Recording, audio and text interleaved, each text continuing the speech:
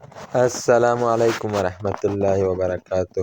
په دې هیله چې روغ جوړ به یاست ملګرو. په دې ویډیو کې تاسو ته په لیست کې د پلټنې طریقه ښیي چې څنګه کولی شئ د لیست کې د سرچ ځای هم ورکړو. نو شروع کوو په ویډیو باندې. سکیچ خلاصوو.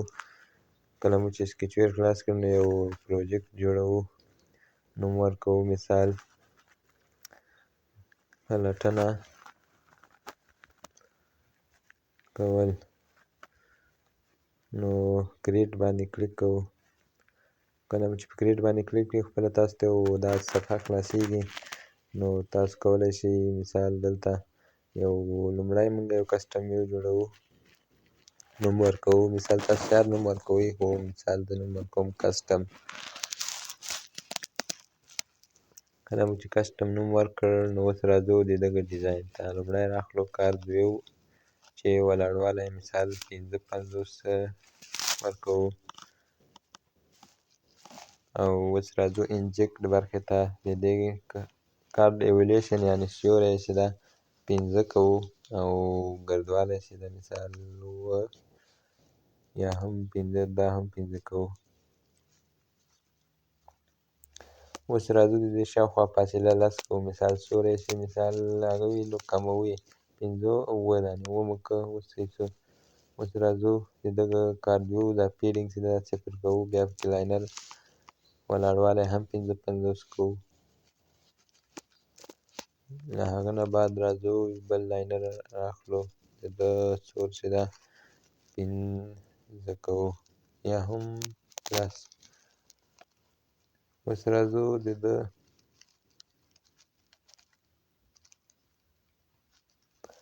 ګراویټي چې ده سنټر او رایټ مثال ښي طرف ته راسي. اوس په ده باندې کلیک کوو په دغه کې، او د ده ولاړوالی هم 55 کوو. نو دلته اوس د دغه بیکګراوند کلر چې ده دا آسماني رنګ، پوخ آسماني رنګ کوو لکه سره موجود ده. له هغه نه بعد موږ یو ټکسټ ویو یعنې خط متن ږدو. له هغه نه بعد د هغه ټکسټ کې دلته دا ایسته کوو، خالي یې پرېږدو. اوس راځو یو انځور ږدو. د ولاړوالی 25 او سور یې هم 25. اوس راځو سکیل ټایپ چې ده دا فټ ایکس وای یعنې فټ راسي. له هغه نه بعد یو انځور ته را داخلوو.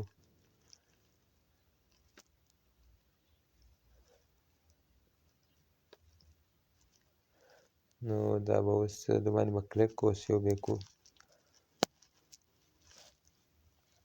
اوس چې تاسو مثلا دلته انځور انتخاب کړئ، اوس که غواړئ تاسو مثلا دلته رنګ ورکړئ نو دغه کوډ تاسو کولی شئ دلته د کاریال په شکل کې رنګ ورکړئ. کوم کاریال ته مو کوم رنګ ورکړی هغه په همدغه رنګ کې هغه کوي. اوس راځو د دغه متن چې ده دا ویټ چې ده دا 1 کوو. چې کله 1 کوو اوس راځو د ده ګراویټي یعنې مثلا دغه متن کومه چې راسي د ده سنټر او رایټ دواړې به سنټر انتخاب کړو او پورته به رایټ. اوس دلته مثلا موږ یو متن ورته لیکو.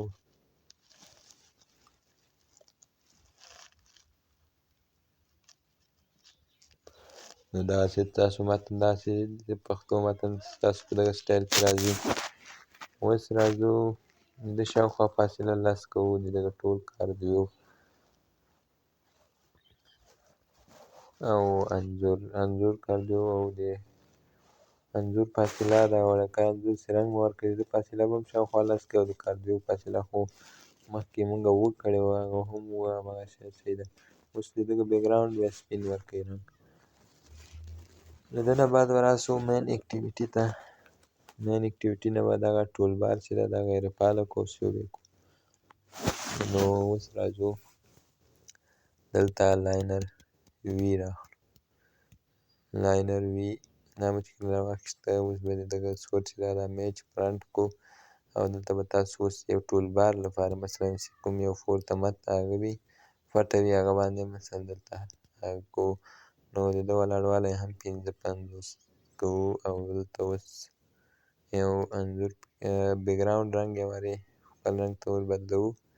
هغه نه بعد تاسو دلته یو ټکسټ راخلو،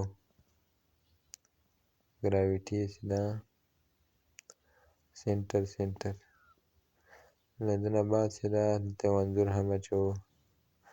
انځور ولاړوالی خو تاسو ته معلوم ده ۲۵.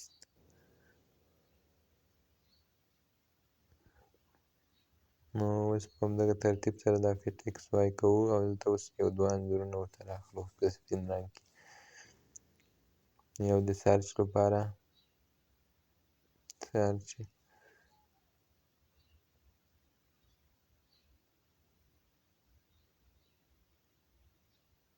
دا هم د سرچ لپاره شو او اوس راځو په سپین رنګ کې یو بل هم ګورو، دغه د هغه شي علامه به راواخلو. نو اوس راځو دا انځور مو هم فټ ایکس وای کړی وو، دلته مو د سرچ هغه ورکړ. اوس به یو بل انځور هم ورته راواخلو په دې بل څنګ کې او دلته به هم د ولاړوالی او سورس یې ده دا ۲۵ او د ده دا سکیل ټایپ هم 25 دا فټ ایکس وای کوو. او دلته اوس مثلاً موږ دلته دا دواړه خواته انځورونه انتخاب کړل، اوس به دغه متن ته رنګ ورکړو.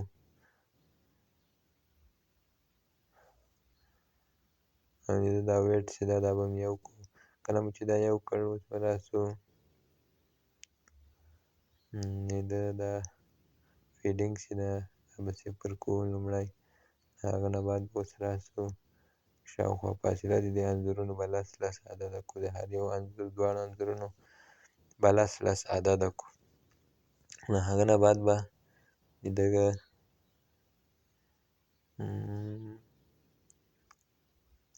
ګراویټي چې ده دا به سینټر او رایټ کړو. دا مو چې ښي طرف ته راوړو دلته مونږ اوس ولیکو پلټنه کول. دلته به اوس تاسو شاته راسئ، لاندې دلته به یو ایډیټ ټکسټ کېدی، مثلا د پلټنې لپاره چې کوم ځای کې متن لیکل کېږي هغه ته ایډیټ ټکسټ وایي.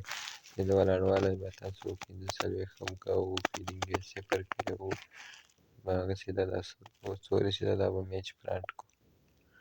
دا به میچ فرانټ د لومړی به دا فیډینګ ۱۰ کړو او د هغه نه بعد به دا سور میچ فرانټ کړو او شاوخوا فاصله به چې ده ۱۰ کړو. اوس به راسو د ده ګراویټي سینټر رایټ دا به رایټ کړو، یعنې ښي طرف ته پښتو خط لپاره. او دلته به مثلا خالي پرېږدو هینټ یعنې مثال چې د ده پلټنه کول کړئ او ټکي به ورکړو.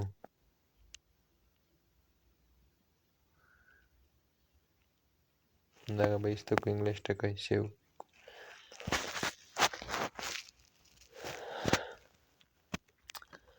دغه مو چې وکړ اوس راسو ټکسټ هینټ کلر همدا په خپل رنګ صحیح ده یا بیا هم شین رنګ ته واړوو، مثلا دا هلته شین رنګ. نو هغه نه بعد چې ده را به سو آن کلیک ته، مثلا هلته به دغه ته ډیزاین ورکړو، مثلا د دغه ایډیټ ټکسټ بیکګراونډ یعنې دغه خط لیکلو دا ځای هغسې ده، دا به لکه ښایسته کړو. مثلا د دغه څنګه ورکوو ۵ یعنې ګردوالی به یې ۵ وي او سټراک چې ده دیوال مثلا دیوال یې باید یو وي یا هم ۲ به یې کړو، دیوال یې باید ۲ وي او د سټراک کلر یعنې د دغه دیوال رنګ یې باید کومه سي وي، دا به مونږ انتخاب کړو چې هغه ده آسماني. او له هغه نه بعد به راسو د بیکګراونډ رنګ چې ده دا به سپین سي. نو ده نه بعد مو چې کله دا انتخاب کړ اوس به راسو دلته مو هم هغه کړ. اوس راځو آن کریټ ویوز برخه کې راځو د فونټ بلاکونه یو فونټ دا ۲ دانې ږدو. هغه نه بعد د ټکسټ ویو یو انتخابوو لومړی، هغه کې په دویم بلاک کې ایډیټ ټکسټ یو، هغه کې اوس مونږ فونټونه نه دي را امپورټ کړي، مونږ یې امپورټ د خپل کلیکشن څخه راخلو. تاسو کولی شئ له خپلې حافظې څخه هم راواخلئ.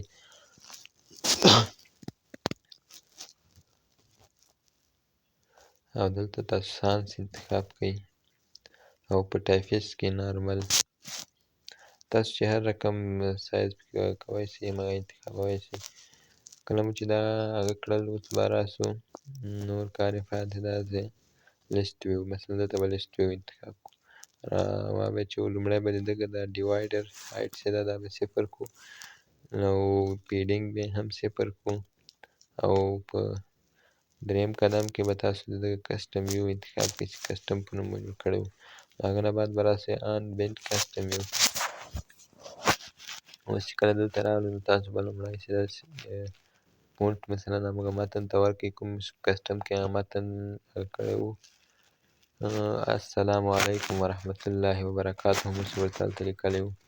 اوس دلته دا ټکسټ ویو انتخاب کړئ او په دغه ځای کې به سیټ ټکسټ د دغه هغه راواخلئ. په دغه ځای کې به تاسو پوزیشن کښېږدئ. په دغه ځای کې به تاسو ولیکئ ټایټل یعنې سرلیک. فاصله به مابینځ کې نه ورکوئ فقط او فقط به هغه ورکوئ. دلته لیست ماپ نشته نو موږ به یو لیست ماپ جوړ کړو. مثلا عبید ایپ کله مو چې دا کړ اوس تاسو دلته عبید ایپ هغه لیست ماپ هم انتخاب کولی شئ. اوس به تاسو راسئ آن کریټر. مثلا موږ اوس په دغه برخه کې لیست ته برخې ورکوو. مثلا د لیست آیټمونه جوړوو. مثلا لومړی موږ آیټم جوړوو چې دلته ټایټل نوم ورکوو د دغه کلي نوم یعنې کې نوم چې د ټایټل لومړی مثلا موږ د ولایتونو د افغانستان لیست جوړوو بیا په هغه کې پلټنه کوو. مثلا موږ اوس دا یوارې څو دانې کاپي کوو 8 دانې. اوس موږ دلته اوس لیکو مثلا دوهم لیکو لوګر همداسې ولایتونه نور لیکو. مثلا دلته لیکو پکتیا او دا څلورم ولایت چې ده خوست مثال. پنځم چې ده مثلا غزني او همدارنګه زابل او همدارنګه ننګرهار او مثال اخري ولایت چې څو کندهار. دا ولایتونه ټول مثلا دا موږ اوس په لیست کې برخې جوړې کړې. مثال کابل برخه لوګر مې مثلا دلته موږ بیا پلټنه کولی شو. دلته به تاسو راسئ لیست ویو به انتخاب کړئ. دلته به همدا او په دغه ځای کې به هم لیست ویو انتخاب کړئ. کله مو چې دا انتخاب کړ اوس به تاسو په دغه باندې کلیک وکړئ او په دغه ځای کې آن ټکسټ چینج. نو لومړی چې مثلا موږ پلټنې لپاره کار کوو نو هغه نه به راسئ. مثلا تاسو ته به یو مور بلاک په یو همدا پروجیکټ نه به دا مور بلاک ثبت کړئ او تاسو به دلته بیا په دغه ځای کې ثبت کړئ. کله چې ثبت کړئ بیا به خپل پروجیکټ کې مثلا تاسو غواړئ پلټنه وکړئ په هغه کې به دا را امپورټ کړئ. کله مو چې دا امپورټ کړ اوس مثلا په دغه ځای کې سرچ ټکسټ لیکلی ده. په دې ځای کې تاسو کوم ایډیټ ټکسټ ده هغه به انتخاب کړئ. په دې دوهم کې چې ده مثلا دغه لیست نمبر خو شته ده دلته به عبید ایپ انتخاب کړئ. په دغه ځای کې تیار ټایټل لیکل شوي دي. مثلا جیت ویولي نمبر 8 کې ټایټل او په دغه ځای کې خالي د لیست ماپ په ځای کې به تاسو هغه انتخاب کړئ او د ټکسټ ویو په ځای کې به ایډیټ ټکسټ یو. تاسو به دا ټولې خانې چک کړئ. مثلا لاندې به لیست ماپ کې دلته به عبید ایپ انتخاب کړئ. نور لیست ویو خو انتخاب شوی ده نور هېڅ مشکل نشته که انشاءالله. نو هر ځای مو اوس هم چک کړئ او مثلا چې کوم مشکل پکې پیدا نه شي بیا ایرر ورنه کړي. اوس هر شی مکمل شوي دي. اوس چاته وځو اوس راځو په دغه ایډیټ ټکسټ آن ټکسټ چینج یعنې مثلا کله چې یو شی دغه ایډیټ ټکسټ چې ده دغه چینج شي یعنې مثلا یو شی پکې ولیکل شي یا هم پاک شي مثلا دغه عمل وکړي. اوس راځو دغه آف کمپلیټ چې دا ان ډیزاین داسې ده مثلا دا فعال ساتئ. مثلا چې کوم مشکل وي ټول په همدا مشکل کې. نو اوس ویډیو دروو اپلیکیشن انسټالیږي.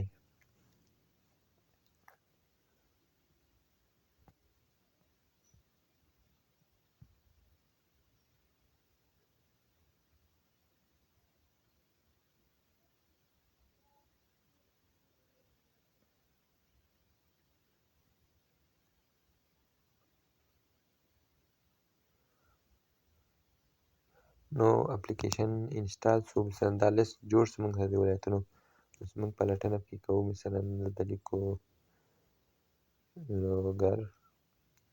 لوګر مثلا موږ لوګر ولیکو، خو لوګر مو دلته پاک کړ، نو دا اوس همدغه یو لوګر پاتې شو. باید موږ کوم اوس بېرته پاک کړو، مثلا بېرته لیست پوره کړو، خو دغه کې یو مشکل پیدا شوی، هغه مشکل باید داسې حل کړو. بېرته راشئ سکیچ وې ته، راځو ایونټ برخې نه همغه لومړی دلته راځو ایونټ برخې ته، او په ایونټ برخه کې همدغه د سرچ مور بلوکس ده، دغه کې ته راننوځو او دغه ځای کې چې مثلا مشکل باندې سر خلاص شو، اوس نو راپسې د اپریټر برخې نه به تاسو یو بل بلاک راواخلئ. مثلا دلته اوس راځو اپریټر برخه، نو کنټرول برخه کې هم کوم مشکل نشته ده، نو بیا یې ګورو. اوس راځو اپریټر برخې ته، همغه یو مشکل پاتې ده چې د هغه د GS1 to list map په سرچ کې به تاسو ولیکئ GS1 to list map، دغه بلاک به کېدی، هغه نه بعد GS1 list map to GS1 string دغه ده. دلته به تاسو عبید انتخاب کړئ، په دغه جګه کې په لومړی کې به عبید اپ انتخاب کړئ، په دویم کې به عبید انتخاب کړئ. ویډیو کې تاسو ته ښکاري، او په دې نورو لاندې کوم ځای کې چې عبید انتخاب شوی، عبید اپ انتخاب شوی، هغه به ټول عبید کوي بېرته. مثلا همغه لیست ماپ تاسو چې هر نومونه ورکړي وي هغه به ستاسو مربوط دي. مثلا موږ اوس ټول نومونه بدل کړل، نو دلته مو ټول نومونه بدل کړل، عبید ټولو کې مې هغه انتخاب کړل، لیست ماپ مو بدل کړ. نو اوس به بیا تاسو دلته هم انتخاب شوی ده، نو کوم ځای خو به پاتې نه وي، سم په دقت به ټول وګورو.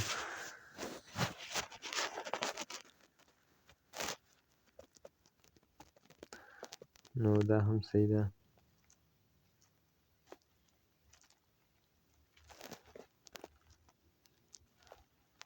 نو اوس به شاته وځو او راباسئ لیست اند بینډ کسټم ویو کې، په دغه ځای کې تاسو چې کوم په اخر کې دا لیست کې عبید اپ انتخاب وینئ، دلته به تاسو دغه پورته لیست ماپ هغه واخلئ ډیټا، مثلا لیست ماپ ډیټا. اوس به تاسو داسې ده اپلیکیشن به رن کړو. اوس مې چې دلته نصب کړ اوس داسې کېږي، مثلا اوس موږ ورته لیکو کندهار، مثال لیکو موږ اوس کندهار، اوس چې بېرته پاک کړو دا لیست بېرته مکمل کېږي. مثلا خوست ورته لیکو، داسې بېرته پاک کړو او خوست هم بېرته لیست بېرته مکمل شي. نو پکتیا مثلا همدارنګه همداسې هر شی چې تاسو ورته لیکئ همداسې تاسو کولی شئ لیست کې پلټنه وکړئ. نو تر بلې ویډیو پورې مو په لوی الله جل جلاله سپارم.